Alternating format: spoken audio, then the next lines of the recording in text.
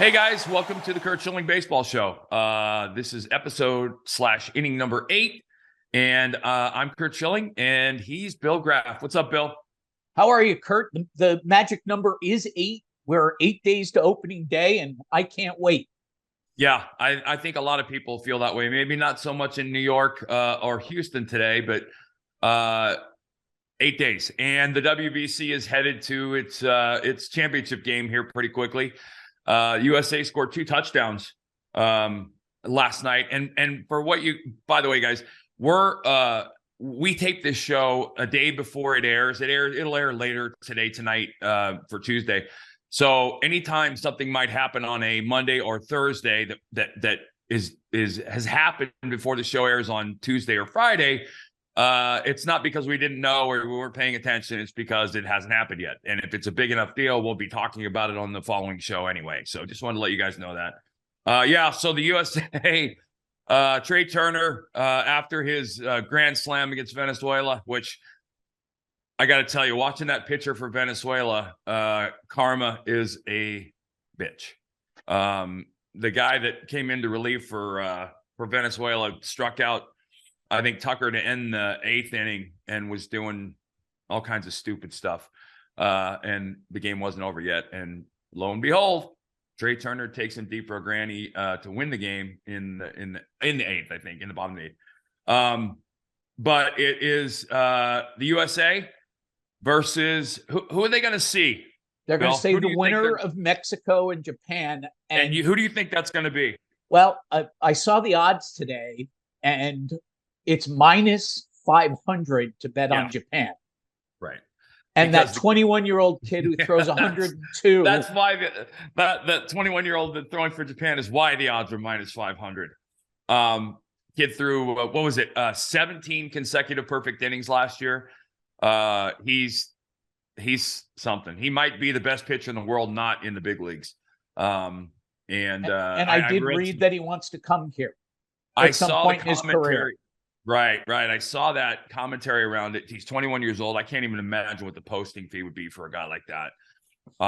But I could see the Yankees solving their pitching problems if that were to happen. So anyway, Japan and Mexico. I'm not sure Mexico was expected to be here, but listen, as you know, and everybody that loves baseball knows, there's a reason they play the games. So I would be. I wouldn't have a problem putting money on Mexico tonight at what is it, plus 500? Yeah. But I'm not seeing it. I think Japan's going to steamroll them. Speaking of the WBC, let me just throw this out there, guys. Just so you know, I'm not against the WBC. I know it kind of sounds like I am in some cases, but as a player, I absolutely would cherish and relish doing this. As an owner or a manager, absolutely not. There is not a chance that I would be okay with my players going there because, and you can use the, and I'm talking about Jose Altuve, who was hit by a pitch. He's going to be out for probably, I would expect, a minimum great best case scenario, 2 months.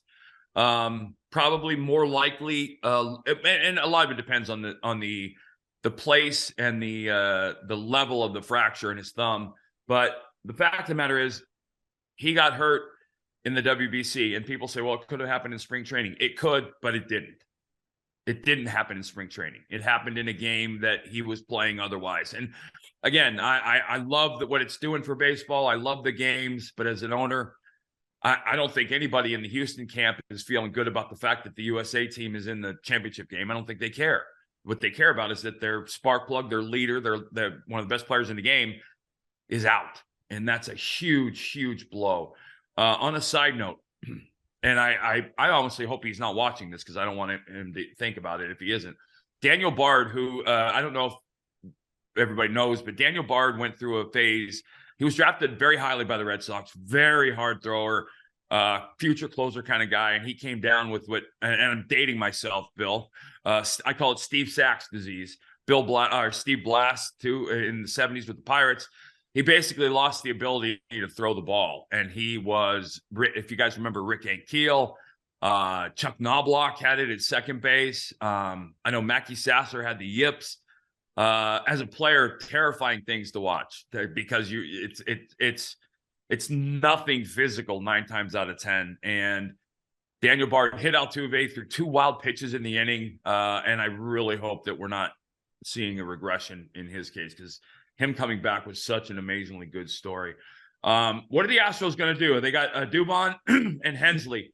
Yeah, I think they're going to go with the kid. I think Hensley, he's got a much better bat. Right. At what projected, right? Projected, I mean, yeah. He's only been up for 16 games, but in AAA last year, he hit almost 300.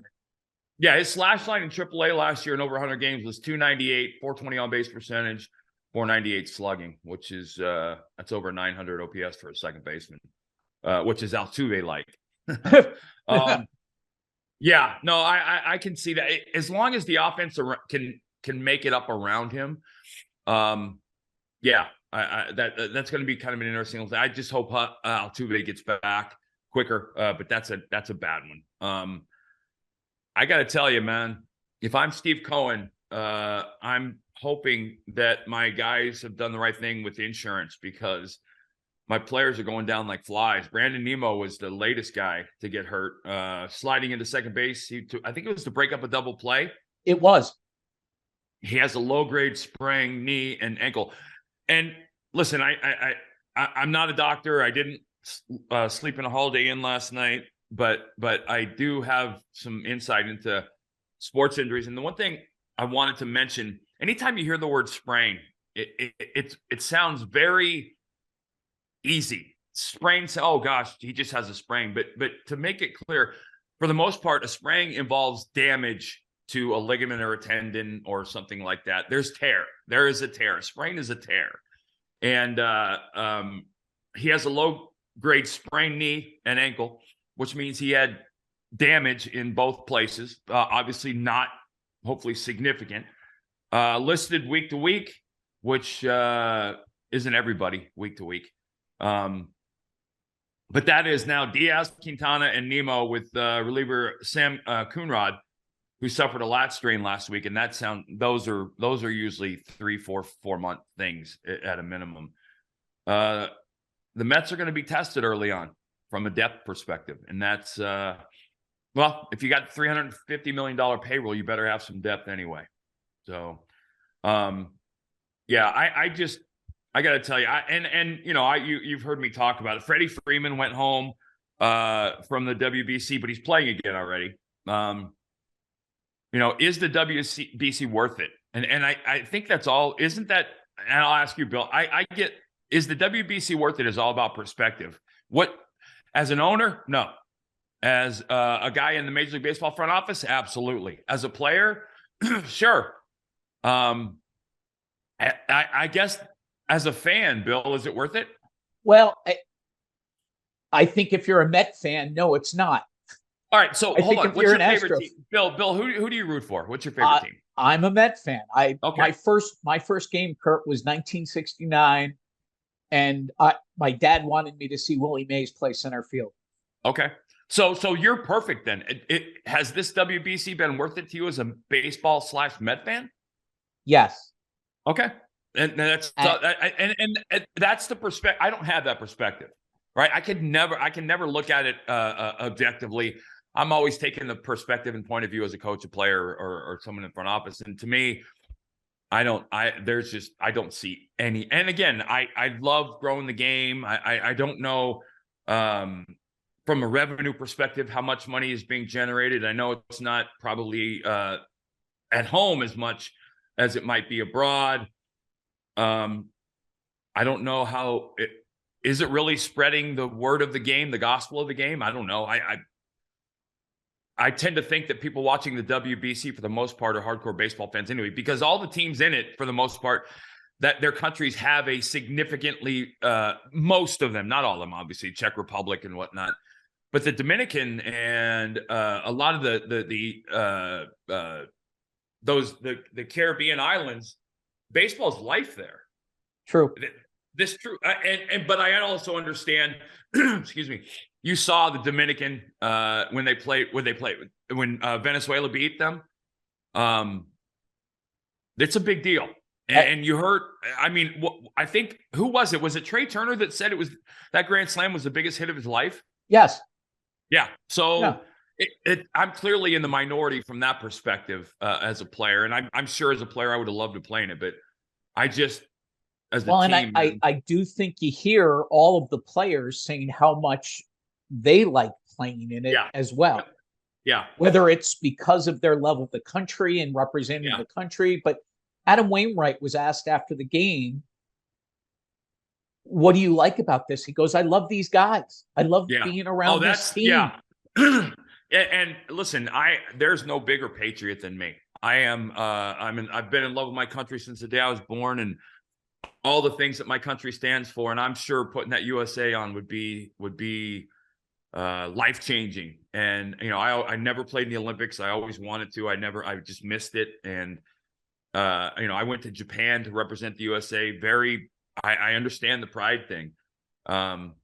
I just hate to see the end product, which is baseball in the World Series, get wrecked. And I totally get that. And as a fan, I understand people who don't like it, but I don't see it going away because of the marketing value. And you're probably right. Hardcore baseball fans are watching this.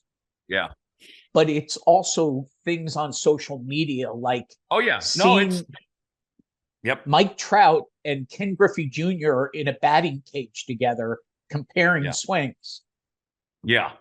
No, there's definitely moments you'll never get anywhere else. And I'm not sure, and that's not a bad thing. But a team that hasn't been touched by the WBC, that everybody, I think, is kind of eager to see how they come out of the gate is the San Diego Padres. Fernando Tatis Jr. Is back in camp. He will be playing his first game. What is it? The 20th of April. He's eligible. He's eligible April 20th. Yep. April 20th. And when he does, you're going to have Tatis leading off, Soto hitting second, Machado hitting third, Bogarts on cleanup, and Jake Cronenworth hitting fifth. Wow.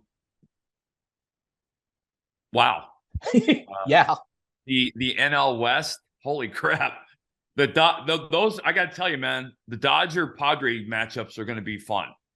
I think the Dodger Padre matchups, the Mets Dodgers, Mets Padres matchup, there's going to be some really, really good series this year. And then you've got, what is it? Darvish opening day, Musgrave, Snell, Waka, Seth Lugo, and Josh Hader closing. That might be San Diego's edge. I like the Dodger lineup probably as much as any lineup in the game, but Dodgers are their staff is also strong, but it's not nearly as deep. Yeah, I mean the Lugo Hader at the back end thing is kind of terrifying. Right. I know Hader didn't have a lot of success. He wasn't himself when he got traded last year, but I'm fully expecting him to slide back into who he was and who he is. And well, Hader and Soto to me are now full year in Padres unis. Yeah. I think that's got to help. And they're living in San Diego. I mean, seriously, how stress-free could it be? That's one of the great. It's 72 degrees every day in San Diego, and now that's going to be interesting because I like to see that market get energized too, because the San Diego market is I think opportunistic. It has been in the past. I'd like to see it grow and become something more consistent. Although I don't know how motivated you can make people living in San Diego be, given it's 72 every day.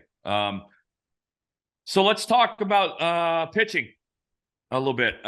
Drew Rasmussen of the Rays has developed, and I always I'm always hesitant to translate this kind of stuff. Apparently, Drew Rasmussen, he was 11-7 last year. He was a stud. He's developed what I'm going to use air quotes, a second slider. Apparently, and I'll read it. He had a sweeping slider last year. It remains harder to control because of that laws of movement. He's added something called the gyro slider, which he says could be called the cutter too. So he's talking about having depth on the pitch and things like that. So let me use this baseball that I'm holding here to explain something. Okay. There are a couple things. So you have to think on the vertical and the horizontal. So a cutter, Mariano Rivera, the greatest cutter ever, a cutter moves on a horizontal plane. It doesn't move up and down. So if you can imagine, as a left-handed hitter and I'm a right-handed pitcher, when I throw a cutter, the ball is moving away from the barrel of the bat, always towards his hands. That's what made Mariano. That's why when teams got smart, they sent up right-handed pinch hitters against Rivera instead of left-handed pinch hitters, because when you think about it, the cutter is going to the barrel of a right-handed bat, but he kept it inside and through a lot of front doors. But it's moving on a horizontal plane, and some cutters will move like that, which is all you need. The great cutters will move like that, which is devastating. You'll see guys actually swing at a cutter and almost get hit by the pitch because of the movement. That's a cutter. A cutter moves from 9 o'clock to 3 o'clock on the clock. A slider is anything with depth, and by depth, it means it moves along. It'll move along the horizontal plane, but it has vertical movement to it as well. When I think of great sliders, and I go back to the 70s and 80s, and Dave Stieb of the Blue Jays, John Schmoltz of the Braves in the 90s, devastating sliders. And the reason I could never throw one. I had a marginal one at best, but it's a power pitch too. And it's very, very hard to throw, because to make a ball break, like a curveball, your hand has to come, you have to throw the ball. I held my curveball like this. So you can imagine, I didn't let go of it like this, right? What I have to do is at the end of the delivery, your hand has to turn and you have to turn the ball out, right? And so what you create is a four-seam spin. It creates a pocket of air around the ball that allows the ball to descend, right? A slider is kind of the same thing in the sense that you hold it like this, but you have to stay behind the ball and power it, literally spin it. So it's got a rotation that makes it go this way. It's really hard. It's hard on your arm. It's hard to do. And it's something I never, ever got control of. But slider goes here, or here for a lefty, and a cutter just moves along this plane. Now, here's my problem. All right. And I always say this, pitching is math. And the philosophy I've always used as a starter is, if Bill, as a pitcher, I can't hit, like a hitter can hit in the cage every day, multiple times a day if he wants. As a pitcher, I can only throw aggressively, once or twice a week. So my bullpen is my batting cage, and I have limited time there. If I have a 20-minute bullpen, and again, it's just simple math. If I throw during the season, if I throw 1,000 pitches in the bullpen, and I throw 333 fastballs, 333 sliders, and 333 split-fingered fastballs, as opposed to throwing 200 of one, 200 of another, 200 of another. It's math. When you're in a 60-pitch bullpen or a 70-pitch bullpen, generally most guys will throw 30, 40, 50 fastballs. If the other 25 pitches are broken down between 4 different pitches, none of them are becoming consistently better. But again, let me just say, so if I have 100 pitches, I'm going to throw 60 fastballs. If I throw 20 sliders and 20 splits, or if I throw 10 sliders, 10 cutters, 10 splits, 10 curveballs, those pitches are going to get marginally better. Whereas, so it's very rarely, and I'll tell you this, in my career, I made over 400 starts. I would tell you that I went out with 4 pitches, maybe less than 10 times, where I had all 4 pitches working, less than 10 times. I went out with 3 pitches, probably 200 times. And I went out with 2 pitches, probably another 200 times. And I went out with 1 pitch, probably 20 or 30 times. The key is to be, and Jim Palmer said this a long time ago, it's not, I don't want to, I would love to start the game with my curveball being great. But what I do need to do is be in the game when my curveball does become great. And that you get that through fastball command. But the bottom line is, for me, more pitches in no way, shape, or form is remotely better, because very few guys, short of a guy like a Maddox or somebody, has the control and command to command 5 pitches, much less 3, right? You hear guys say, well, he needs a 3rd pitch to be a starter. Generally true, It's hard to go through lineups with just 2 pitches, although you can do it if you have fastball command. That third pitch generally becomes the thing that moves you from the back end of a bullpen or the middle of a bullpen into a starting rotation. But the bigger thing for me, like I said, is I want a guy that commands very, very well 3 pitches as opposed to a guy who has 4. It's just, again, simple math. The more I can practice something, the better I can get at it. I can't practice 4, 5, 6 pitches over and over. I can't do it. There's not enough throws. However, the exception, and there's always exceptions to the rule, if you watch Asian pitchers, Japanese pitchers, pitchers from Korea, guys that throw a ton. I remember Daisuke had like 7 pitches, and Tech used to joke about needing both hands to give signs. But you'll never see them. I'll go. Let me go back in time, Bill. Remember Eric Gagne? Yeah. Okay. When Eric Gagne was healthy and apparently doing PEDs, he had 5 wipeout pitches. Every one of them was a dominating strikeout pitch. Now, he only threw for 1 inning at a time. The only starter that I've ever seen that had multiple wipeout pitches, more than 2, was Pedro Martinez when he was on his run. His fastball, his changeup, and his breaking ball, all 3 of them were wipeout pitches he had exceptional command of. But he has a plaque in Cooperstown, and that's why it makes him the rare breed. If you think about it, you think about Burt Blyleven, fastball, curveball. You think about Steve Carlton, fastball, slider. You think about Tom Seaver, you don't ever think of, fastball, curveball, slider, change, split for a guy, because it just doesn't happen and doesn't work that way. So again, he's got a new pitch. It's a cutter, basically. It just moves side to side. They can call whatever you want. I don't know that that's necessarily a great thing, because again, you're going to make 35 starts in a year. You'll go out 5 times or less, unless it's your year, with all your stuff. 5 times or less, at the most 5 times. You'll go out there 5 times with nothing, where you have to survive, and you'll go out 20 to 25 times with a mix of something, and you've got to be good enough to be in the game when the other stuff shows up. So that's kind of. Is there any pitcher today, Curt, who you think has 3 dominant pitchers? Yes, I think Scherzer does. I think Verlander does. I think Ohtani does. DeGrom does. But again, rarely will you see any of those guys with all 3 on the same night. It's just hard. If they do it consistently, they win the Cy Young that year. It's next to impossible, and mainly because of the different ways. Like, so again, this is my 4-seam fastball, right? This is my curveball, right? And this is my split. There are 3 insanely different grips, and the curveball and fastball couldn't be more different than they are. I've got to release my curveball like this, and I've got to release my fastball like this. 2 completely different hand motions and deliveries that are happening in literally thousandths of a second. And so the margin for error, while it may seem small, it's not. It's just very tight. There's a tight window. And so when you're talking about throwing this one and this one and this one and this one, they're all pitches.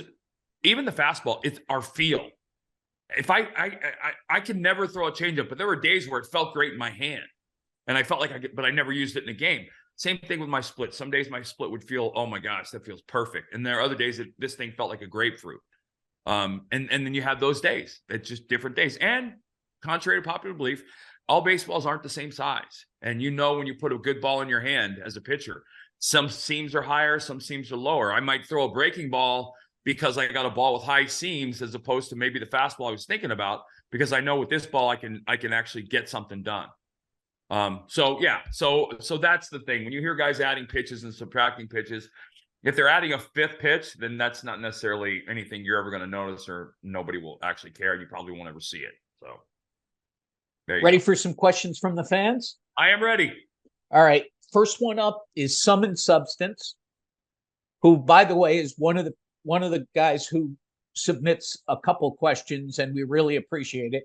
But he asks, who's the best athlete you saw on a baseball field? Scott Rowland. Scott Rowland was, now think about this. If you know sports, Scott Rowland was Mr. Basketball in Indiana as a high schooler. He was on his way to Kentucky to play basketball. And he was, another guy was Junior Spivey. And then the pitcher, left-handed pitcher, Brian Anderson, phenomenal athletes. I'll tell you, Scott Rowland was the best athlete I ever played with. I will tell you somebody who was probably one of the top 5 athletes I ever played with, who no one would ever guess, from the 80s, Bill. Okay. Left-handed pitcher. There was a mania named after him. Not Carlton. Fernando. Oh. One of the best athletes I've ever seen in my life. In batting practice at the old vet, he would routinely hit the ball in the upper deck. Scratch golfer, unbelievable fielder, just a phenomenal athlete. David Wells was a good athlete too, really good athlete. But you can imagine John Kruk, same thing. You can imagine in baseball, you couldn't be a bad athlete and play, really, honestly. Except maybe on the mound. I'll admit that some of the worst athletes I ever saw were pitchers. But yeah, Scott Rowland was the best athlete I ever saw. That's tremendous. All right, so Mike Johnson asks, how will the new scheduling, with everyone playing everyone at least once, affect scouting and game preparation? I don't think it'll have any effect on game preparation. Although as a pitcher, if I'm not going to see a team in my division 6 times, there were times in the years when I started against the same team 4, 5, 6 times. Excuse me. That's not going to happen anymore. That will change. I think the back half of the schedule more than anything, when you're not playing a team for a second or third time. I think it's going to. I don't like it in the sense that I think it's going to de-emphasize division play, and I like division play because I think that's where a lot of the rivalries come. I think it's going to create some parity because you're not going to have teams in a weak division able to beat up on their divisional opponents like the AL Central or the NL Central. You're only going to get the Reds on your schedule as opposed to 5 or 6 times twice. So I think that'll have a dramatic impact, significant impact on especially if you're somebody betting over unders this year. That's something to take into consideration in a very, very big way. Interesting. Last question I have for you is, how good were you in high school? Outstanding question. I did not make varsity baseball until I was a senior in high school. I got cut my freshman, sophomore, and junior year. And so I certainly don't want to use the Michael Jordan comparison since I'm white, slow, and can't jump. But I didn't play varsity baseball until I was a senior in high school. And the quick story, I went after my junior in high school. I lied about my age and went to an open tryout for the Cincinnati Reds. And I'll never forget it. I went out there and threw, and I was throwing 88 to 90, and they offered to sign me after the camp was over that day. And I thought I was going to get in trouble. I had to tell them that I had lied about my age and that I couldn't sign. And then there was an article in the newspaper the next day, and that was literally the first day of my career, honestly. My dad told me when I was 13 I was going to do this for a living. I didn't believe him. I thought that's what all dads said. But he saw something, and I had some unbelievable men in my life at a young age, from coaches in Little League to minor league coaches to in the big leagues. I was blessed to be with some of the greatest coaches and men that I've ever known. And I was raised by a guy, a man who I will admire to my grave. So didn't play till my senior in high school. So if you're out there and you're a junior and you're good, and you're good, figure it out. You'll get there. I think that is a great place to end for the day, Curt. Great story. Thank you. When we come back, the WBC will be over. and we'll be Yes. hours away from opening day. So, yep. And hey, by the way, outkick.com for you guys who want to follow. Number one. Number two, I think we're going to have former teammate Dave Hollins on the show Thursday. So that's going to be fun. Or Friday. I'm sorry, Friday. And he's a fascinating guy. And for what it's worth, Bill, his son Bo hit 2 home runs on Sunday. He's leading the nation with 9 home runs in 8 games. We've talked about athletes. Bo's an athlete. Yeah. Yes. All right, All right, Curt, Bubba. have a good one. You too, brother.